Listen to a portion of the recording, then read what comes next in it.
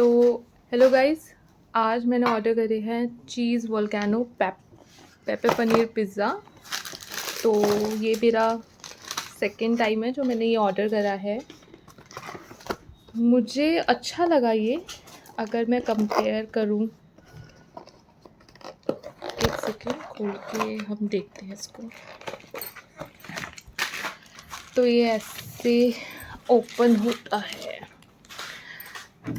तो आप देखिए बीच में ना एक इन्होंने एल्युमिनियम की फॉइल के ऊपर ये काफ़ी चीज़ इन्होंने फिल करके रखा है। And in rest of the pizza normal बिल्कुल एक हल्की सी कोटिंग है चीज़ की। बट क्योंकि ये मैं सेकेंड टाइम ट्राई कर रही हूँ तो मैं पिछली बार का रिव्यू दे सकती हूँ, क्योंकि मैंने खाया था तो मुझे चीज़ फील हुआ इसके अंदर। क्योंकि ये जो डिप है ना, अगर आप इसमें यूज़ करते हो और थोड़ा बहुत इसमें भी कोटिंग रहता है ये, तो मतलब वर्थ इट प्राइस लगा। This pizza cost me $2.99 plus taxes. तो जो इनका नॉर्मल पिज़्ज़ा होता है उससे ये मुझे बेटर ऑप्शन लगा।